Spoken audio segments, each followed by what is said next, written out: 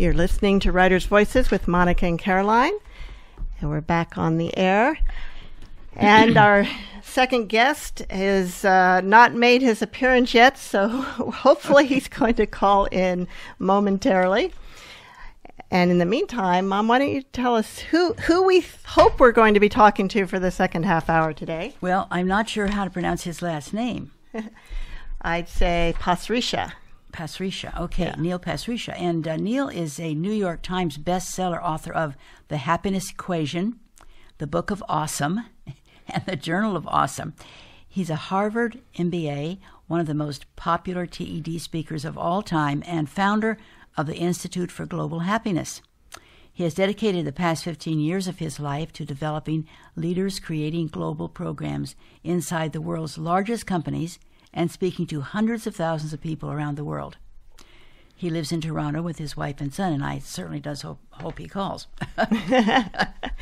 So Neil's books include, The Happiness Equation, The Book of Awesome, and The Journal of Awesome. And I listened to his TED Talk where he spoke about how this whole thing started, which was a blog that he started writing when he was kind of having a rough time, and he began blogging every day about something awesome. So it was 1,000 awesome things. So for 1,000 days, he blogged about something awesome. And I'm going to pull up that site so we can read a little bit from it. But while I'm doing that, Mom, do you want to read from this book, which is 2-Minute Mornings, a journal to win your day every day? So Every kind day. of what the purpose of this book is. So what you're going to do is you're going to, every day when you wake up, you write down in the first 2 minutes of your day what I will let go of, what I'm grateful for, and I will focus on whatever it is you're going to focus on that day, whether it's work or relaxation or getting in touch with somebody that you haven't talked to for a long time. I mean, there's a lot of possibilities there. So he says, the difference in my life was both immediate and incredible. The 2 minutes helped me suddenly win the morning, which helped start momentum toward me winning the day. Let go of something stressful helped me avoid mentally revisiting a worry throughout the day. The gratitude helped me be more positive every morning, and by deciding what to focus on, I helped align my goals and made sure I was investing in myself. These 2 minutes helped to make sure I was going in the right direction, in the right frame of mind. 2 minutes. 2 minutes. Now, of course, the more you do this, the more you will realize what you need to focus on and what you need to let go of and what you're grateful for. I mean, it's like anything else. The more you do it, the more involved you get. And and he says if you're not already sold, scientific research supports the positive effect of all these actions. And so there's this little book. It's about half the size of a regular size book, I guess. It's hardcover, and it's a nice yellow cover with a blue printing on it, and it says 2-Minute Mornings, a journal to win your day every day. Now, Neil, his blog is 1000awesomethings.com, and I'm going to read a little bit from the intro to that. He says, I wrote an entry on this site for 1,000 straight weekdays from 2008 to 2012 while processing the loss of my marriage and a close friend. This blog was my home, my community, and in a lot of ways my therapy. After this post went viral, the site exploded and won Best Blog in the World 2 years in a row, scoring over 50 million hits, turning into a series of books, and getting me invited to do a TED Talk to speak to royal families and travel around the world talking about the power of optimism. I mean, this sounds like a dream come true, doesn't it? And then he says, although it sounds exotic and sexy, it honestly became too much. I lost 40 pounds due to stress and wasn't eating or sleeping well during this time. I was processing those losses and working a full-time job at Walmart the whole time. writing every night, writing every weekend, saying no to every invitation, relationship, and outside the blog opportunity that came my way. Eventually, I wised up and shifted from observing simple pleasures to simply living them. I started saying yes. I started dating again. I started reconnecting, and I eventually met someone new. And out of that came... he says, now in my life, I'm focused on new projects like the Institute for Global Happiness, speaking about positive mindset, and most importantly, raising a family with Leslie. As I write this, our first son is 2 years old, and hopefully this will be Neil. Okay.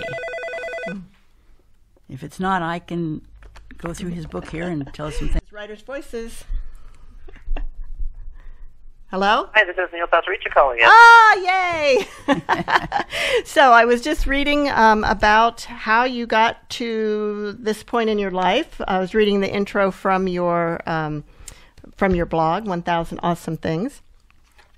So, and we've already told our listeners about 2-Minute Mornings and what the purpose of it is. What made you decide to put this journal out?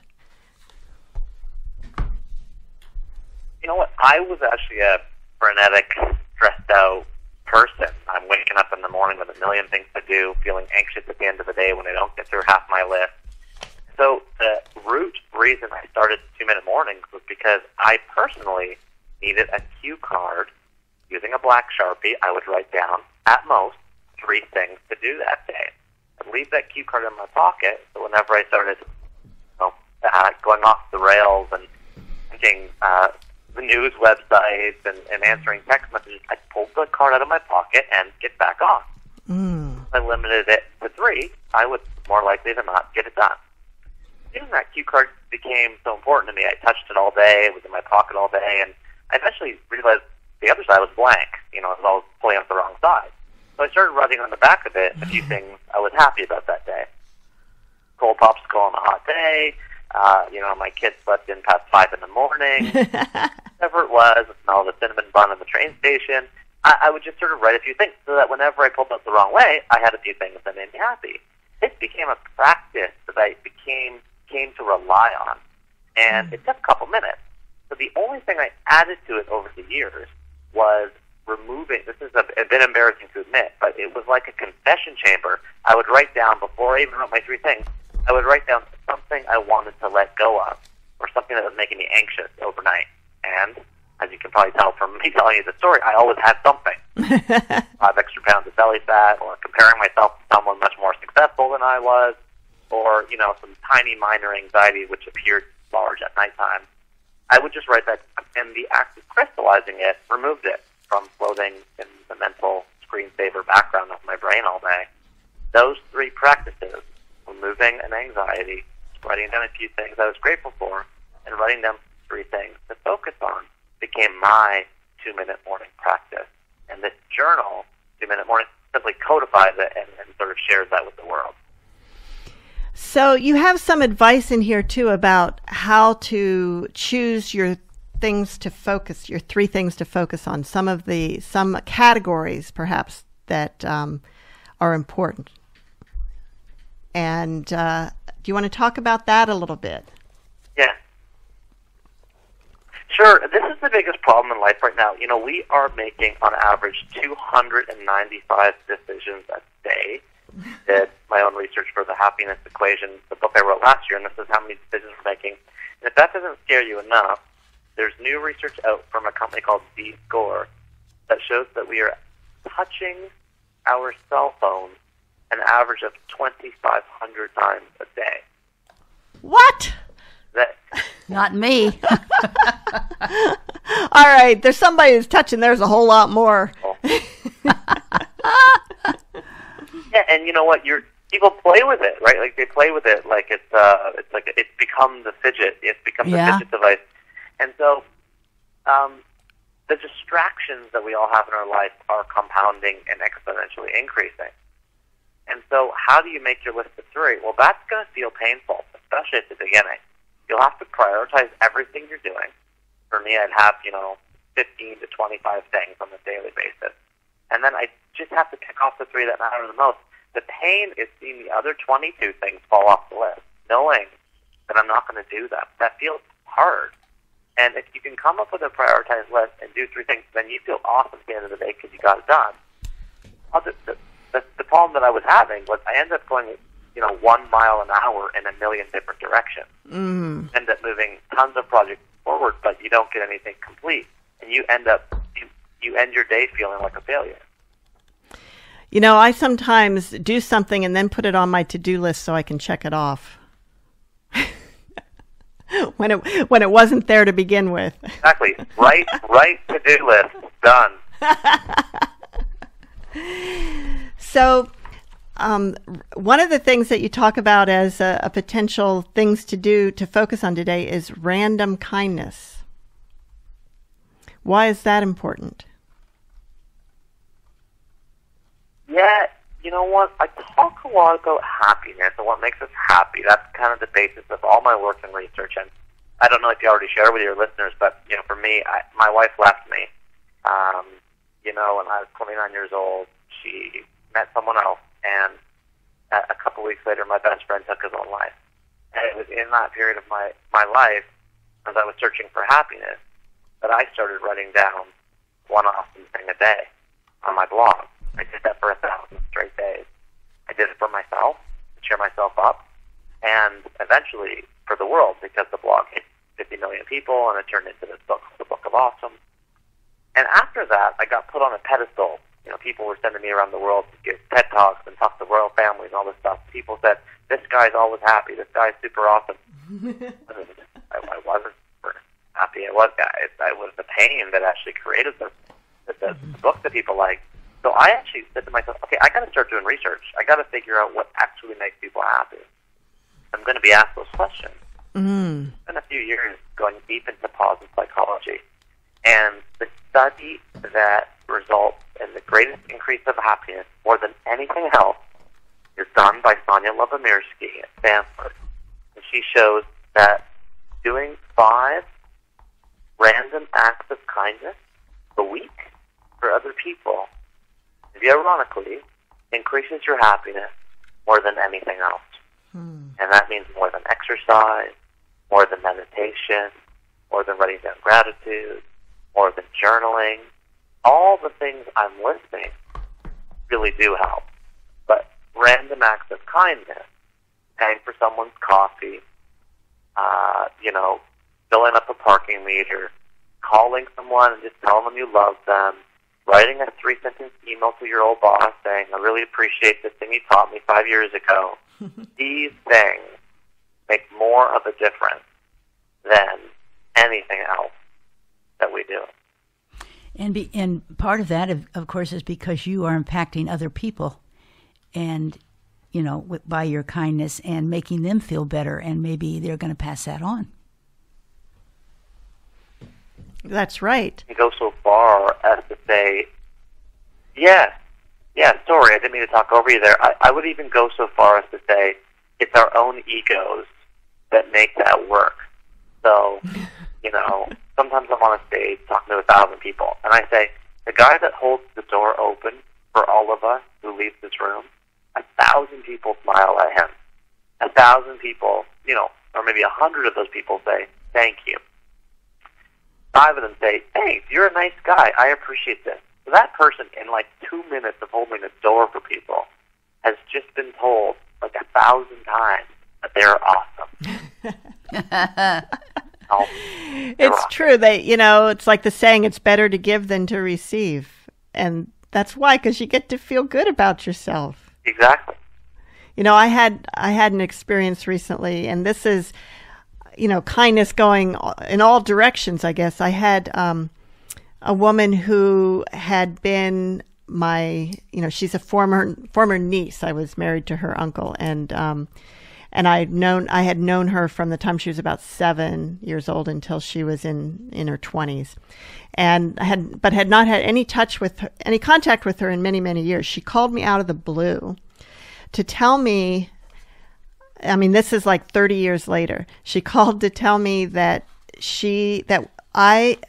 one time I had given her some money so that she could go to her senior prom. And I had told her she didn't need to pay it back, but that someday she could help somebody else. And she told me about the different times or that she had done that, and she always told the people about me. Oh, wow. And one of the most recent ones was an employee of hers who needed new tires, and she gave him the money to new tires, and she told him about me, and then he turned around and gave the money to somebody else when he could afford it. So it's like... Yeah, pay it forward. 3 generations down, and it just was so cool to hear that. We don't always get to hear that, but that was really, really good of her to call you and tell you that. Yeah. You got positive feedback for something you not only did a long time ago, but also forgot about. Exactly. Yeah. It's like nothing you could have invested your money in or your time in could pay such a large dividend, right? That is absolutely true. So it's huge. So, Neil, tell us a little bit more about your institute, the Institute of Happiness, or what's it called exactly? Sure, yeah. I started an organization called the Institute for Global Happiness. Global Happiness. This will tell you why. I found that the place we're spending most of our time, the more hours than anywhere else, is also the same place that we are the least happy, which is shocking. So it maybe it won't surprise some of your listeners. It's work. Okay? So people are spending more time than anything else at work. And if you ask them to rank where they're happiest, work is at the bottom. Everything else is higher. Exercise, meditating, praying, listening to music, cooking, walking the dog, making love. Everything's a happier thing than work. So I'm looking at this big circle on a big chart done by Professor Matt Killingsworth at Harvard. I'm thinking, wait a minute, I had 10 years of HR experience. That's what I did. I did that until last year. I was director of leadership development inside Walmart. And it's for the time, and I guess till now, it's the world's largest company. So all I've been doing is figuring out how do you grow and develop leaders. Meanwhile, outside of work, I've been writing the Book of Awesome, writing the happiness equation. So I thought, I'm going to marry these two things together. And so now if you go to globalhappiness.org, the Institute, all I do there is put out free resources for people inside companies who want free workshops, free articles, free tools, anything that increases engagement, morale, and happiness inside a big company. So that's what I'm dedicating my time towards. And what I do is really write these books, and I luckily get a chance to spread them, share them with people. And of course, if you go to the website, you can download free chapters and everything for free on there. So, did you always think that you wanted to be a writer? I mean, you went into HR, and so writing doesn't, seem like an obvious next career step from HR. Did you always want to write? No, I mean, I didn't. It was really channeling the pain I was feeling after my marriage ended, and I lost my best friend Chris. He suffered from severe mental illness. He ended up taking his own life. So I started up a website called 1,000 Awesome Things. I wasn't a writer. Wouldn't have called myself a writer. Didn't know how to use a semicolon. Do you now? I literally typed in how to start a blog. Google. The I'm feeling lucky button. Took me to a website called WordPress. There was a big blue button that said, click here to start a blog. And then it said, do you want it red or blue? Just ask me 5 questions. And 10 minutes later, I started a website called 1000awesomethings.com. And how did you come up with that idea? Writing up. Why? That idea was very creative at all. Well, but still, it's like, what made you think to write a blog about awesome things? Well, I guess I grew up as a nerd, so every Saturday morning as a child, my mom took me to the library, and I fell in love with books, Encyclopedia Brown, the Hardy Boys, all my sister's babysitter clubs, and I loved reading. I loved it. I adored it. And so in high school and university, while I didn't take English courses, I did love writing, for the school newspaper, and it became an outlet for me and a therapeutic outlet for me. So when I faced times of challenge, writing became a salvation. I didn't turn to friends or therapy right away. I turned to writing. I'd come home and write about waiters and waitresses who bring you free refills without asking, and old dangerous playground equipment. And like I said, I didn't think the idea was creative, because if you go on the internet and you type in like, who's got a list of things they like or things that are awesome, like Everett, like there's millions of them. Different was, I took great care in it. I spent hours a day on it. My pieces were 500 to 1,000 word each usually. They were arguably well written and well edited. I had pictures on them, and I did it for 1,000 straight days. And how long did it take before people started noticing?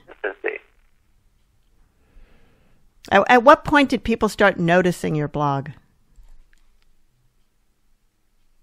We're having a little trouble with the phone connection. There's... Yeah, I can hear you. Can you hear me? I can now, yes. Yeah. Okay, great. Well, basically, my mom forwarded it to my dad, and the traffic doubled overnight. And then 5 or 10 hits a day. But the big break came a month later. I did a post called number 980, Old Dangerous Playground Equipment, and it got hit on the front page of Spark.com, and that day I got 50,000 hits. Whoa! 2,000 hits. 2,000 people stayed. Yeah, 2,000 people stayed, so the next day I had 2,000 hits and 2,000 hits. And every time my website would hit one of those big websites, like Dig or Spark or Reddit, I noticed that 2,000 or 3,000 people stayed. So my daily readership grew and grew and grew until it became 50,000 hits a day. And I was passing, 1 million, 10 million, 50 million hits. Then things compound. I get a phone call. The guy says, "You won best blog in the world. Consider you the Nigerian prince." New York City. And I walked the red carpet between Martha Stewart and Jimmy Fallon, and I accepted the best blog in the world award. Wow. I should do a TED Talk, which is on TED.com, the 3 A's of Awesome, about my story. And then that spawned the Book of Awesome. Book of Awesome sold 1 million copies, and it's been a bestseller for over 200 weeks. But all these things just built on, people like me looking for something small and short and positive, and a way to give themselves a break. And all those successes were all domino effects. It really all started with the first blog post going viral a month in. And I had to have the stamina to do 1,000 days in a row, which I keep mentioning because that's 4 years of publishing an essay every day without missing a day. Wow. That is kind of what reminds me of Malcolm Gladwell's book Outliers, about where he talks about people who seem to be these huge successes and have all this luck, but they put in the 10,000 hours to get there. So 1,000 essays, and if you said... Malcolm Gladwell's theory. Pardon? Yeah, sorry, I'm talking over you again. That's exactly his argument. Yeah. And I will also say, that was me. So I told you I worked for a newspaper in college. What I didn't tell you is I spent 40 hours a week on that newspaper for 4 years. Wow. Grew to be editor of that newspaper. So I did that, and then in high school I did the same thing. And so I had a lot of hours all the time. And I read an interview once with Todd Hansen, and he was the editor of The Onion. And people always ask him, how do you get paid to be funny? How do you get paid to write jokes? And he said, you just do it for free for 10 years first. That'll do it. And you just keep at it. And you said you spent, 5 hours per essay? Was that your average for this 1,000 days? Yeah, it was about that because I was definitely single. I didn't know anybody. I was living alone by myself for the first time. I'd get home from work at 5 o'clock, and I'd go straight at it till 2 in the morning. I published my blog at 12:01 a.m. every day, and I also was answering all the emails. I was also submitting my links to different websites. I was sending it around. I was if you or somebody asked me to do a radio interview for like 2 minutes in the middle of nowhere, I would always say, like, wherever anyone wants. I did interviews with like high school newspapers, elementary school newspapers, anyone, anywhere that ever wanted to talk to me, I did. And then you became an overnight success. Yeah, exactly. Exactly. Well, Neil, thank you so much for being with us today on Writers' Voices with 2 Minute Mornings, a journal to win your day every day. I'm going to take this home with me, and I'm going to do it. Okay, good. Yeah, I'm going to do it. And I'll let you know how my life changes. How's that? I really appreciate that. Thanks for having me on the show. And by the way, I think it will. If it's anything like what it's doing for me, it's just so helpful every day to have a little bit of guidance. So good luck, and I hope it works well for you. Thank you, and I think it will too. And Mom, do you have some closing words of wisdom for us today? Did I have some closing? Yeah. You did. Yeah, how we spend our days is basically how we spend our lives. And you can get a good start on your day with 2 Minute Mornings You betcha. from Neil Pasricha, the founder of 1,000 Awesome Things. Check out his blog. It's a lot of fun. And see you next week on Writers' Voices.